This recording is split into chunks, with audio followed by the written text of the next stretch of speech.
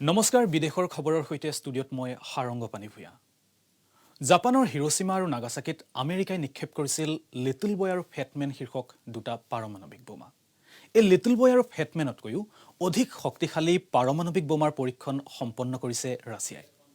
বিশ্বৰ কেইবাখনো শীৰ্ষ সংবাদপত্ৰত প্ৰকাশ কৰিছে এই তথ্য শেহতীয়াকৈ ৰাছিয়াই জাৰি কৰিছে বিশ্বৰ সকলোতকৈ শক্তিশালী পৰমাণু বোমাৰ পৰীক্ষণৰ এটি ভিডিঅ' এই ভিডিঅ'টো 59 বছৰ পুৰণি 1961 চনৰ 30 অক্টোবৰত সোভিয়েট ৰাছিয়াই বিশ্বৰ সকলোতকৈ শক্তিশালী হাইড্ৰজেন বোমাৰ পৰীক্ষণ সম্পন্ন কৰিছিল ৰাছিয়াই এই বোমাৰ নামকৰণ কৰিছিল ইভান দেশখনে ইমানেই গোপনে ইভানৰ পৰীক্ষণ সম্পন্ন কৰিলে যে এই বিষয়ে বিশ্বৰ কোনো এখন দেশে ঘুণাক্ষৰেও গম পোৱা নাছিল প্ৰায় 60 বছৰৰ পাছত ৰাছিয়াৰ অতি গোপন ৰহস্য ভেদ কৰি ভিডিঅ' প্ৰকাশ কৰিছে দেশখনে আমেৰিকাই হিৰোশ্বিমাত পেলোৱা লিটল বয় নামৰ পাৰমাণৱিক বোমাতকৈ এই পৰমাণু বোমা 3333 গুণ অধিক শক্তিশালী এই বিস্ফোৰণৰ পৰা উৎপন্ন হৈছিল প্ৰায় 50 মেগাটন শক্তি 5 কোটি টন ওজনৰ পৰম্পৰাগত বিস্ফোৰকৰ সমপৰ্যায়ৰ আছিল এই বোমাটো বিস্ফোৰণৰ প্ৰভাৱ কম কৰিবলৈ জনবসতিৰ পৰা প্ৰায় বহু হাজাৰ দূৰৈ আৰ্কটিক সাগৰৰ নোভায়া জেমেলিয়া দ্বীপৰ বৰফৰ ওপৰত পেলোৱা হৈছিল বোমাটো পাৰমাণৱিক বোমা আৰু হাইড্ৰজেন বোমা নিৰ্মাণৰ প্ৰযুক্তিৰে নিৰ্মাণ কৰা হৈছিল ইভান বোমা এই এটম বোমৰ দৈৰ্ঘ্য আছিল 8 মিটাৰ প্ৰস্থ আছিল 2.6 মিটাৰ আৰু ওজন আছিল 27 টন ৰাছিয়াৰ দুখন বিশেষ যুঁজাৰু বিমানেৰে পেলোৱা হৈছিল বোমাটো বোমা বিস্ফোৰণৰ সময়ত বোমাৰ পৰা ওলোৱা বিকিৰণৰ পৰা বিমান দুখন বচাবলৈ বিশেষ ধৰণৰ ৰং লগোৱা হৈছিল বোমা পেলোৱাৰ পাছতে 50 কিলোমিটাৰ পৰ্যন্ত দূৰলৈ আঁতৰি গৈছিল বিমান দুখন বিস্ফোৰণৰ পাছত সম্পূৰ্ণৰূপে ধ্বংস হয় নোভায়া জেমেলিয়া দ্বীপ বিস্ফোৰণৰ 40 ছেকেণ্ডত বোমাৰ পৰা ওলোৱা জুই 30 কিলোমিটাৰ উচ্চতালৈ দেখা গৈছিল লগতে 90 কিলোমিটাৰলৈ বিয়পি পৰিছিল বিস্ফোৰণৰ জুই 1000 কিলোমিটাৰ পৰ্যন্ত অনুভূত হৈছিল এই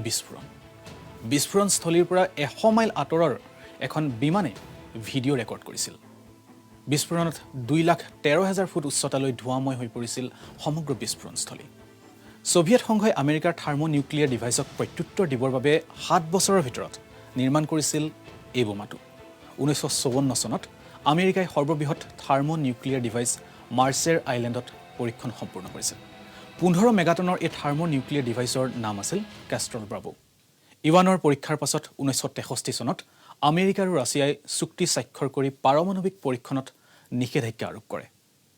ৰাছিয়াই এই পৰীক্ষণৰ ওপৰত 40 মিনিটৰ এখন ডকুমেণ্টাৰী প্ৰকাশ কৰিছে ৰাছিয়াৰ ভাষাত ইয়াৰ নাম দিয়া হৈছিল জাৰ বোমা ৰাছিয়াৰ ভাষাত ইয়াৰ অৰ্থ হৈছে ৰজা ৰাছিয়াৰ প্ৰকাশ কৰা এই ভিডিঅ'ই প্ৰমাণিত কৰিছে যে দেশখনৰ হাতত আছে এনে এক পাৰমাণৱিক বোমা যিয়ে পলকতে ধ্বংসস্তূপত পৰিণত কৰিব পাৰে সমগ্ৰ বিশ্ব জাপানৰ প্ৰধানমন্ত্ৰী শিনজো আবেৰ পদত্যাগ শাৰীৰিক অসুস্থতাৰ বাবে প্ৰধানমন্ত্ৰীগৰাকীয়ে পদত্যাগ কৰে জাপানৰ ৰাষ্ট্ৰীয় মাধ্যমত প্ৰকাশ পাইছে এই তথ্য চৰকাৰী কামত যাতে কোনো ধৰণৰ সমস্যাৰ সৃষ্টি নহয় তাৰ বাবে প্ৰধানমন্ত্ৰীগৰাকীৰ এই সিদ্ধান্ত বুলি প্ৰকাশ পাইছে সংবাদ মাধ্যমত উল্লেখ্য 65 বৰ্ষীয় জাপানৰ প্ৰধানমন্ত্ৰীগৰাকী দীৰ্ঘদিন ধৰি আলচাৰেটিভ কলিটিছ ৰোগত আক্ৰান্ত হৈ আছে শেহতীয়াকৈ তেখেতৰ স্বাস্থ্যৰ দ্ৰুত অৱনতি ঘটে এই সপ্তাহতে আবে একেৰাহে সৰ্বাধিক সময়ৰ বাবে জাপানৰ প্ৰধানমন্ত্ৰী হৈ থকাৰ কৃতিত্ব অৰ্জন কৰিছিল ভাৰত চীনৰ সীমা বিবাদ সৰ্বজনবিদিত শেহতীয়াকৈ লাডাখৰ গালৱান উপত্যকাত ভাৰতীয় সেনাৰ ওপৰত ৰক্তক্ষয়ী আক্ৰমণো চলাইছিল চীনে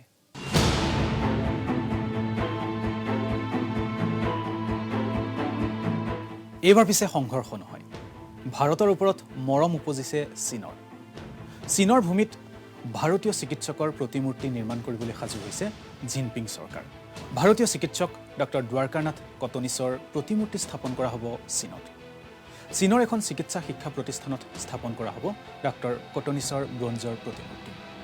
ভাৰতীয়ৰ বাবে অৱশ্যে অচিনাকি হ'লেও চীনৰ স্বাস্থ্য সেৱাৰ ক্ষেত্ৰত ডক্টৰ কটনিছে এক বিশেষ স্থান অধিকাৰ কৰি আহিছে দ্বিতীয় বিশ্বযুদ্ধ আৰু চীনৰ বিপ্লৱৰ সময়ত চিকিৎসা সেৱালৈ আগবঢ়োৱা অনবদ্য অৱদানৰ বাবে চীনে স্থাপন কৰিব কটনিছৰ প্ৰতিমূৰ্তি মহাৰাষ্ট্ৰৰ সোলাপুৰৰ বাসিন্দা কটনিছ 1938 চনত চীনলৈ গৈছিল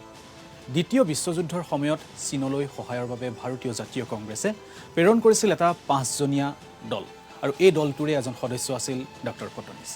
1942 চনত ডক্টৰ কটনিছে কমিউনিষ্ট পাৰ্টি অফ চাইনাত যোগদান কৰে চীনত কে দিহুৱা নামেৰে জনপ্ৰিয় ডক্টৰ দ্বাৰকানাথৰ নামত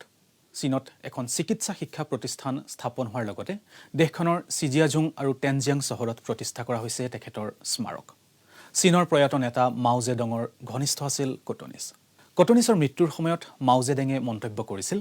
দেশখনে এখন সহায়ৰ হাত আৰু এজন ভাল বন্ধু হেৰুৱালে নদী বান্ধে বিপদ মাতিছে ইৰাকলৈ এটুপি বিশুদ্ধ খোৱা পানীৰ অভাৱত ভুগিছে দেশখনৰ একাংশ লোক খেতিবাতি কৰিবলৈ এতিয়া দেশখনত পানীৰ অভাৱ ক্ৰমশ শুকাই যাবলৈ ধৰিছে দেশখনৰ নদীসমূহ ইৰাকৰ জলসংকট সন্দৰ্ভত চাওক আমাৰ এই বিশেষ প্ৰতিবেদন গভীৰ জলসংকটত ইৰাক খাবলৈ খেতি কৰিবলৈ পানীৰ অভাৱ ক্ৰমশ শুকাই যাব ধৰিছে দেশৰ নদীসমূহ হঠাতে সলনি হৈছে ইৰাকৰ স্বৰূপ ভয়ংকৰ জলসংকটত ইৰাক শুকাবলৈ ধৰিছে ইৰাকৰ লাইফলাইন স্বৰূপ ইউফ্ৰেটিছ আৰু টাইগ্ৰিছ নদীৰ বুকু পানীৰ অভাৱৰ বাবে লাহে লাহে কষ্টকৰ হৈ পৰিছে ইৰাকৰ জনজীৱন খেতি বাতি কৰিবলৈও এতিয়া পানীৰ অভাৱ অধিকাংশ অঞ্চলৰ লোকে লাভ কৰা নাই বিশুদ্ধ খোৱা পানী 2018 চনত বখৰাত দূষিত পানী খাই চিকিৎসাধীন হৈছিল বহু লোক পানীৰ অভাৱেই কুপ্ৰভাৱ পেলাইছে বন্যজীৱৰ ওপৰতো লগতে জলবায়ুৰ পৰিৱৰ্তন আৰু তুৰ্কীৰ লগত বিবাদে গভীৰ কৰি তুলিছে জলসংকট টাইগ্ৰিছ নদীৰ বুকুত নদী বান্ধে দুৰ্ভাগ্য মাতিছে ইৰাকলৈ টাইগ্ৰিছ নদীক দজলা নদীও কোৱা হয় তুৰ্কীৰ তাৰুছ পৰ্বতৰ দক্ষিণ পূবৰ পৰা ওলোৱা দক্ষিণ পূব ইৰাকৰ মাজেৰে বৈ গৈছে এই টাইগ্ৰিছ নৈ এই নদীৰ ওপৰত দ্ৰুত গতিত তুৰ্কীয়ে নিৰ্মাণ কৰিছে নদী বান্ধ যাৰ বাবে পৰ্যাপ্ত পৰিমাণে পানী লাভ কৰা নাই ইৰাকে ইৰানৰ দ্বাৰা নিৰ্মিত নদী বান্ধেও বিপদ মাতিছে ইৰাকলৈ ইৰাকৰ জলমন্ত্ৰী মেহদি কোল হামদানিৰ মতে তুৰ্কী আৰু ইৰানে নদী বান্ধ নিৰ্মাণ কৰি আছে আনহাতে নদীৰ ওপৰত আন বহুকেইটা প্ৰকল্পৰ কামো চলাই আছে দুয়োখন দেশে ইৰাকলৈ নদীৰ পানীৰ প্ৰৱাহ হ্ৰাস হৈছে 50%লৈ জলসংকট দূৰ কৰিবলৈ ইতিমধ্যে দেশসমূহৰ সৈতে আলোচনা আৰম্ভ কৰিছে ইৰাকে অংকাৰা আৰু তেহৰানৰ সৈতে আলোচনাত বহিছে ইৰাক পানীৰ অভাৱে যুদ্ধ সদৃশ স্থিতি গঢ়ি তুলিছে ইৰাকত যদিহে এই আলোচনা সফল নহয় তেন্তে ইৰাকে গ্ৰহণ কৰিব পাৰে কঠোৰ স্থিতি ইণ্টাৰনেশ্যনেল ডেস্ক ৰিপৰ্ট ইছান নিউজ এখন বিশেষ পেইণ্টিং এতিয়ালৈ 3বাৰ চুৰি হ'ল পেইণ্টিংখন দ্য লাফিং বয়জ নামৰ বিখ্যাত এই পেইণ্টিংখন পুনৰ চুৰ কৰি নিলে দুৰ্বৃত্তই ডাটছ গোল্ডেন এজৰ চিত্ৰকৰ ফ্ৰান হলছে 1626 চনত প্ৰস্তুত কৰিছিল এই পেইণ্টিংখন নেদাৰলেণ্ডছৰ ইউট্ৰেক্ট নামৰ চহৰৰ এটা সৰু মিউজিয়ামত ৰখা হৈছিল পেইণ্টিংখন বিশেষজ্ঞৰ মতে এই পেইণ্টিংখনৰ মূল্য $18 মিলিয়ন উল্লেখ্য ইয়াৰ পূৰ্বেও 1988 চনত আৰু 2011 চনত একেটা মিউজিয়ামৰ পৰাই চুৰি হৈছিল এই বিশেষ পেইণ্টিংখন এতিয়াৰে পৰা নেপালৰ কোনো নেতাক পোনপটীয়াকৈ সাক্ষাৎ কৰিব নোৱাৰিব বিদেশী কূটনীতিকে বিদেশী কূটনীতিকৰ বাবে নিয়ম সলনি কৰিছে নেপালৰ বিদেশ মন্ত্ৰালয় নেপালৰ কোনো নেতাক সাক্ষাৎ কৰিবলগীয়া হ'লে অন্যান্য দেশত প্ৰচলিত হৈ থকাৰ দৰে নিৰ্ধাৰিত প্ৰক্ৰিয়া অনুসৰণ কৰিব লাগিব দেশখনৰ কেপি শৰ্মা অলি চৰকাৰে গ্ৰহণ কৰা ডিপ্লমেটিক কোড অফ কণ্ডাক্ট সলনি কৰিব বিচৰা সিদ্ধান্ত তাৎপৰ্যপূৰ্ণ হিচাপে বিবেচিত হৈছে উল্লেখ্য যে বিগত কেইবামাহ ধৰি নেপালত ৰাজনৈতিক সংকট চলি থকাৰ সময়তে চীনৰ ৰাষ্ট্ৰদূতে শাসকীয় নেপাল কমিউনিষ্ট পাৰ্টিৰ কেইবাজনো নেতাৰ বাহিৰে দেশখনৰ ৰাষ্ট্ৰপতি বিদ্যাদেৱী ভাণ্ডাৰীকো পোনপটীয়াকৈ সাক্ষাৎ কৰিছিল বিষয়টোক লৈ নেপালী প্ৰচাৰ মাধ্যমে প্ৰশ্ন তোলাৰ পাছত চৰকাৰে নিয়ম সলনি কৰিবলৈ বাধ্য হয়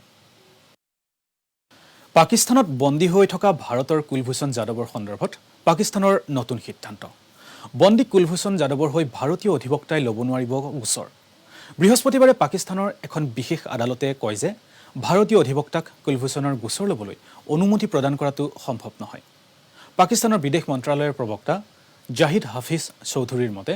পাকিস্তানত ডিগ্ৰী লাভ কৰা অধিবক্তাইহে ল'ব পাৰিব যাদৱৰ গোচৰ। উল্লেখ্য, পাকিস্তানৰ নৌসেনাৰ এখন আদালতে 2017 চনৰ এপ্ৰিলত কুলভূষণ যাদৱক সন্ত্ৰাসবাদ আৰু চোৰাংচোৰা কৰাৰ অভিযোগত মৃত্যুদণ্ড বিহিছিল।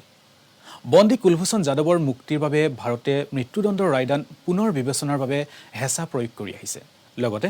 যাদৱৰ গোচৰ ভাৰতীয় অধিবক্তাৰ হাতত অৰ্পণ কৰিবলৈও দাবী কৰি আহিছে। শীঘ্ৰে সমাধান হ'ব পাৰে চীন আৰু ভাৰতৰ সীমা বিবাদ। দুয়ো দেশৰ সীমা বিবাদ নিষ্পত্তি কৰাৰ ক্ষেত্ৰত মধ্যস্থতা কৰিবলৈ সাজু হৈছে ৰাছিয়া।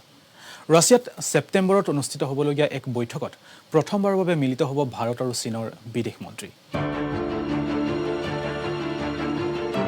এই বৈঠকত চীনৰ গতিৰোধৰ ক্ষেত্ৰত আলোচনা হোৱাৰ সম্ভাৱনা আছে।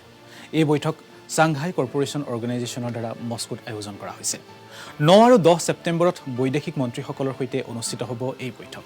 এই বৈঠকত অংশ ল'ব ভাৰতৰ বৈদেশিক মন্ত্ৰী এছ জয়শংকৰে। আনহাতে বৈঠকখনত উপস্থিত থাকিব চীনৰ বিদেশ মন্ত্ৰী ৱাং ই। 15 জুনত গালৱানত সংঘটিত হোৱা ৰক্তক্ষয়ী সংঘৰ্ষৰ পাছত দুয়ো দেশৰ বিদেশ মন্ত্ৰী মুখামুখিকৈ বৈঠকত মিলিত হ'ব। বিদেশৰ খবৰৰ পৰা মই সাৰংগপানী ভূঞা ইমানতে বিদায় লৈছোঁ। নমস্কাৰ।